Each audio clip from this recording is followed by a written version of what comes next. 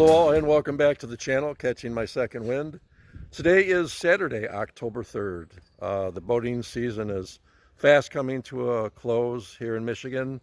As I mentioned in a previous video, most marinas want you to have your boat hauled out of the water by October 31st. Sadly, I've scheduled a haul out date of October 22nd for my boat Chopsticks.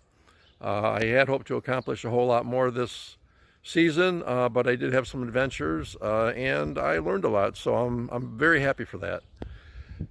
So in this episode, which I've titled Mizzen Sail Makeover, as I might have mentioned in a previous video, when I bought the boat, it came with several sails, one of which is the Mizzen Sail. And sadly, the Mizzen Sail that came with Chopsticks had been stored somewhere, and I guess some mice got in and chewed it up a bit, which is kind of surprising, but I guess mice will pretty much chew up anything. So I'm going to go to Kent Sail Company, which is in Harrison Township off of Jefferson. I'm going to have the owner take a look at the Mizzen Sail, see if it's repairable, and if not, give me a quote on what it would cost to manufacture a new one, along with a new bag for the sail. For your convenience, I included a copy of the front and the back of the business card for Kent Sails. Okay, so here's my boat Chopsticks. 1982 Island Trader Ketch. You can see the head sail, which goes from the bowsprit all the way up to the top of the main mast. Then you see the mainsail, it comes off the main mast. And then you see the second mast towards the aft of the boat. And that would be the mizzen mast. And that's where the mizzen sail goes. You can see that mast is a little over half the height of the main mast. I thought it might be helpful to include this diagram of a ketch rig to better illustrate what I'm talking about. You can see the head sail, which is also referred to as the jib sail. Once it gets to the mainsail and goes past it, then it's called a genoa.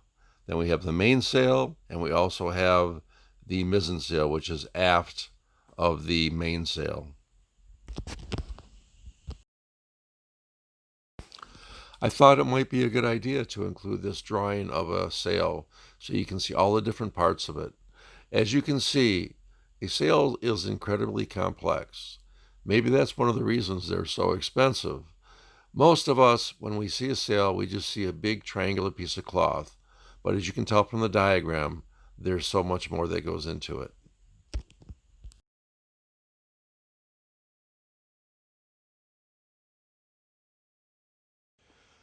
Okay, so here's the sail bag, and as you can see, here's some of the damage that I guess occurred as a result of the mice that got in and just chewed this thing up. The sails were all manufactured by Elam Sails out of Hong Kong, and you can see the bag itself has Mizzen Sail on it. So that's just a quick peek at the bag, and now I'm going to unroll the sail and give you a quick peek at that so you can see what the damage is.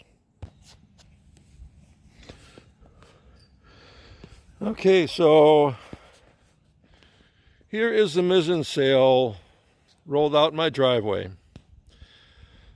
As you can see, there's a bit of damage here where the mice just chewed it up, and this is right at about where the reaping point was built into the sail, which it's nice to have that reaping point built in. So here's some of the damage here. You can see there's a spot right here, spot right there, and a spot right there. And these are pretty much all just around where the reaping point is, just above it. So she is about 20 foot 6 inches long. Okay, and as you can see here, this is one of the reaping points. That's the other one that's built in. And these cords coming off are to, I guess, fasten it around the boom when you put a reef in the sail. And of course, the importance of putting a reef in the sail is to shorten the sail area, preferably for when you're in very windy conditions. And as I go towards the bottom edge of the sail from the tack to the clew, the measurement is about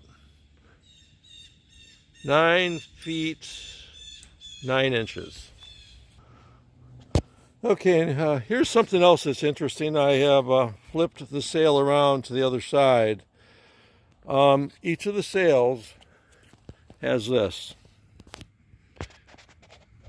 And I think that's really cool. It's, of course, it's just got a tag with Alam Sales, gives the address, but it also has a serial number. So I'm kind of curious as to the significance of the serial number, if it was just for inventory purposes. Okay, and along with this different perspective as I've flipped the sail around, so this little green tag here, this ribbon, is called a telltale. And I have another one down here on the other batten. And you can use these to help determine if you have the sail trimmed right, to see, so you'll know what the airflow is going over the sail. So they're real nice indicators to help you know if you have to trim the sail a little bit differently. So let's get this baby folded up properly, put in the bag. And I'm kind of excited about going out to Ken's Sales and seeing what the owner has to say about it. So stay tuned. Okay, and here we are. We've arrived at Kent Sail Company. One of the co-owners, Tim, brother of the other owner, has agreed to let me video a little bit of our interaction. He would prefer not to be in the video, so you'll probably pretty much just see me. I'm going to try and show you the inside of what a sailmaker's facility looks like, in case many of you have never even been to one. So, yeah, I'm grabbing the sail, going to take it in, have him take a look at it, give me a quote.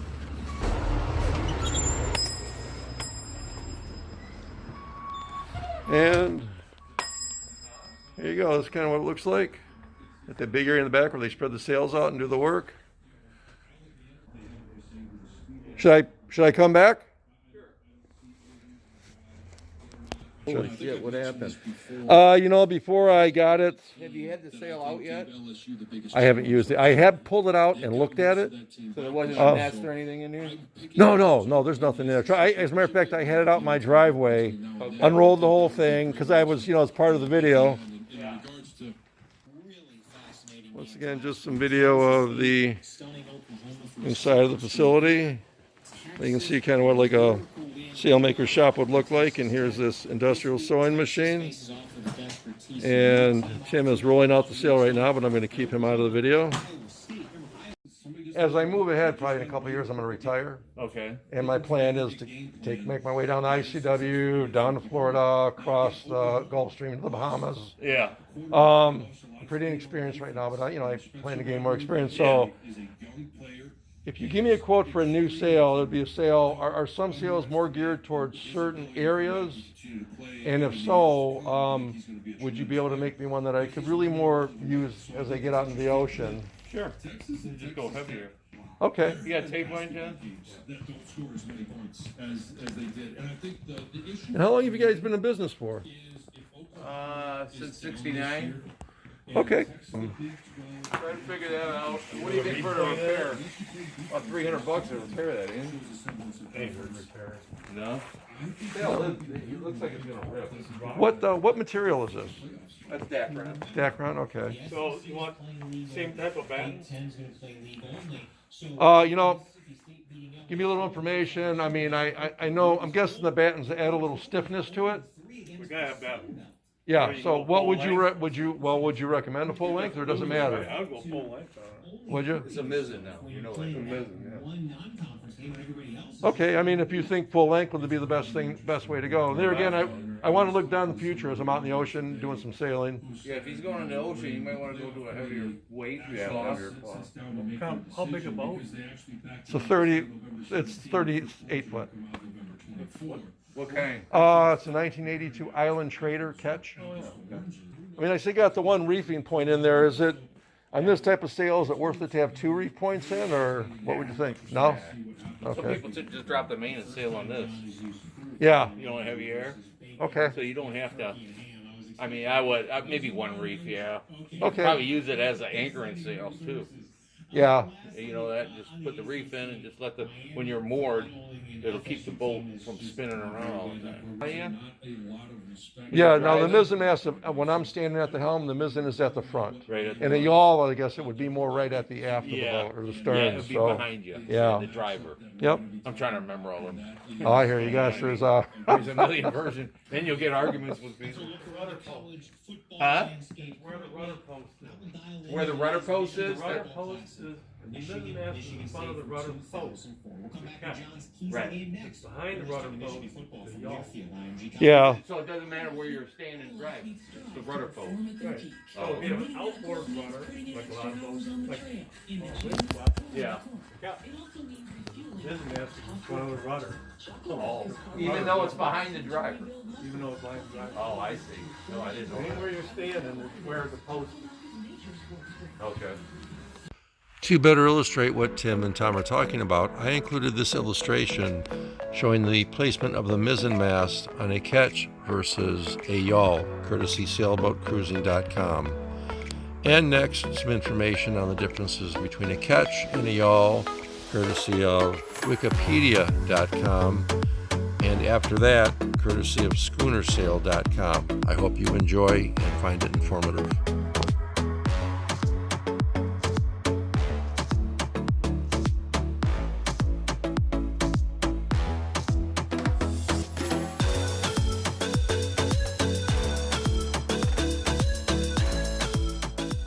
And I have one other question for you. Notice, so I'm guessing, I think this may be a stock sail that came with the boat because it's got this, the manufacturer's Alam Sails out of Hong Kong. And of course, the boat was produced at the Chenhua Boatyard in Looks like the Harvard logo. Taiwan. No, that's Raleigh Tasker? Is that who that is? So Tasker. it's got this serial number on here. Do you think that's just for inventory purposes? There's none of there. Okay. There's nothing on This sail is real old. that. Okay. It's probably 70s. Yeah. That's how old it is. Really? What year is the boat? It's 82. So it's probably 80. Yeah. Probably original. So what do you guys think? Okay, full banded. I put 4 full battens in it. Okay. 3. Okay. One deep reef like that. 8.38 ounce stack on, be bulletproof. List out 1163, less 20% is 930. $930? Okay. Then you just need half down and you can pay half in the spring. Okay. Delivery. Okay. Okay. Oh, I'd want a bag with it too. That It comes with a bag. Okay, great. Yeah, because the bag, that's where they probably saw is. The only thing is the bands are going to be long, so. Now, with the battens, would I be able to pull them out? Oh, I know yeah. it's, Oh, yeah. okay. No, this is today. We added a second story. Oh, no kidding. Wow. Yeah, there used to be a hardware store here. Okay, so I'm talking with Tom. He's the other brother, the other owner, and he started here when he was 11 years old. And here's a picture. His parents started the business back in 1968, and this is it now. They had a second story. And once again, just going to kind of give you a pan view of what it looks like in a sailmaker's building. Of course, they have all this inventory and sails, sewing machines. And Tim told me there's an upstairs too. He has graciously offered to take me upstairs and let me take a look. So This is where we do all the manufacturing, building of the sails this here. okay. We do all the finishing down there.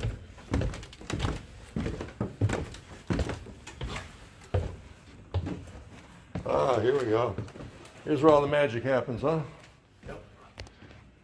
Okay, this. There's a J35 mainsail laying right there. Oh, right there. Okay, it's in process, huh? Yeah. Wow. That's carbon. That's Carbon sail. fiber? Carbon fiber sail. Wow, no kidding. That stuff's got to be. Close up, look at it. That's got to be pretty expensive. Yes, it is. Of course, for a racing boat, you'd probably Yeah, you go all on. want that. Okay, this is carbon fiber sail. So if you don't mind me asking, how much would something like this cost to manufacture? About 6 grand. $6,000. And for what size boat is it? J35. J35. Okay. Here's what it comes on a roll like that, and you make it into that. Rolls, what, about 4 foot wide? 54. 54. Wow. You know, it amazes me. As I started to learn a little bit more about sails, how much goes into the anatomy of a sail. I mean, there's like just a ton of stuff to it. Yep. So expensive. Oh yeah, right. I'm learning that too. Then we got wells in the floor. Oh, no kidding. Wow, that's pretty interesting. So it makes it easier for you to just pull the stuff by and, huh. Very cool. So this is a little well in the floor for the sailmaker to sit in as he's pulling the sail through, stitching it. I got another one back there. Yeah. I put those boxes around so you don't walk in. Oh, right. That would be a, that would be a, I've done it before. have you really? Oh, that had to leave a mark. It hurt. Oh gosh, I can only imagine. Wow. And of course, you guys not manufacture not only sails, but you do boat covers, biminis, dodgers, the whole shot. The spinnaker fabric up there for spinnakers. Okay, spinnaker fabric. And what is this part of, what is this stuff right? Oh, this is part of the This is edging, like the luff tape. the luff tape, okay. Like the leading edge of your luff rope. Yep, gotcha. And then that's like luff tape. This is like for mains, that's for head sails. Okay, very cool. And here's a big shout out to Tim and Tom at Kent Sail Company. I do appreciate them taking the time to explain things to me, and especially allowing me to film inside their sailmaker shop so I could include it in my video. I'm happy I could support a local Michigan business and buy something that is made in the USA. And that's it for this video. I want to thank everybody for taking the time to watch and listen. Please remember to hit the little red subscribe below and the notification bell so you receive notifications of when I post new videos. Feel free to comment if there's some content you're interested in seeing. By all means, let me know and I will do my best to provide it.